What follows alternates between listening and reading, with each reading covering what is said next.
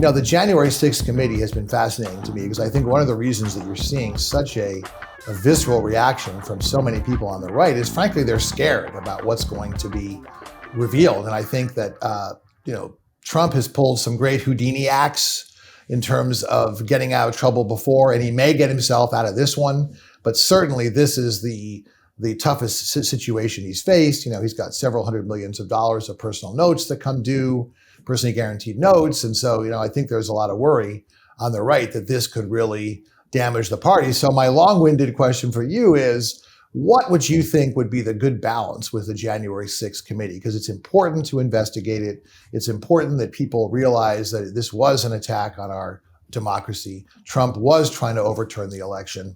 He did want to stay, despite what you've said. So where, as someone who's a conservative and someone who's pro-Trump, what's a good balance between investigation, but also making it seem, in your minds, nonpartisan? Because I think it's important.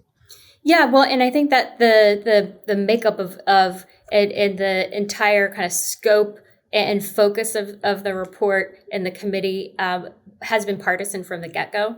So I would have liked to see a more comprehensive approach, specifically looking at what was Nancy Pelosi's role and Mitch McConnell, bipartisan failure here in their refusal to protect the Capitol. Because President Trump, when he was in the White House, he faced a physical risk to his own life. He was had to move to the bunker.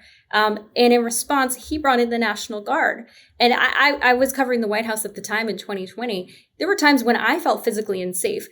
For example, when the RNC was having their convention and those protests there came and they pushed up on Senator Rand Paul. So there were very fraught, dangerous moments. And I think President Trump understood that. And so that's why he brought in forces there to protect the White House.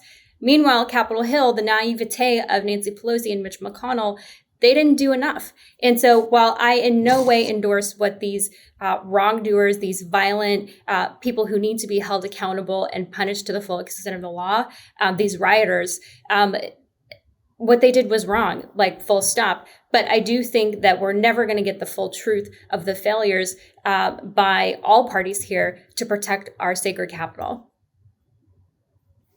Well, I mean, what do you think? A lot of the protesters, and yes, I think they should be held accountable. And, but a lot of them said, hey, we were just following orders. The president wanted us to. What about people who orchestrated this? What about the Steve Bannons of the world? They're the ones that were really behind it. Shouldn't they be held accountable? Well, and that's where you get into these questions. I interviewed a former CIA or a FBI senior official who was looking at these types of risks and threats. And he said, when you look at the definitions of what it means to incite, the threshold just hasn't been met by what Trump said. He said, we need to fight. But the thing is, many politicians, if we were going to indict and jail politicians for saying, let's fight for something, we wouldn't have anybody in office, which maybe that's what we should do. But the threshold of direct incitement just was not there, not to mention that a lot of these rioters, these violent, just people who were so in direct conflict to what America stands for, they were already moving before Trump even spoke.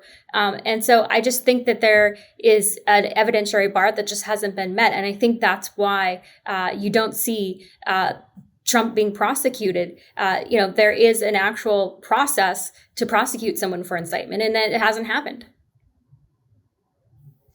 Well, I would, I do think that what you said before about Nancy Pelosi and Mitch McConnell is a little bit of a red herring, because I think the important thing is to figure out, okay, these people came to DC and, Trump riled them up. Yes, you could say, oh, he said it was peaceful, but that was the only thing. He said, we're not going to take the country back with weakness. We have to use strength.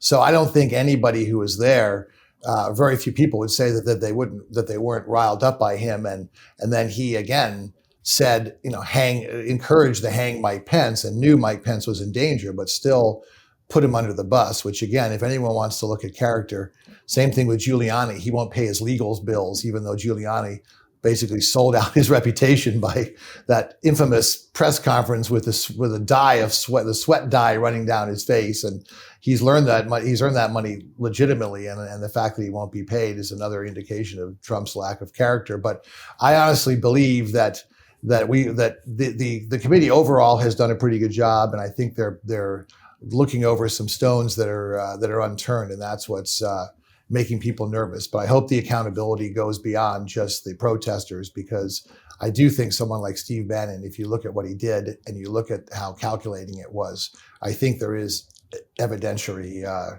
proof there. But well, again, another amazing episode of our show. It's so great to have you here. I'm Dave Spencer. Please join us next time on another episode of Practically Political. Let's see you then.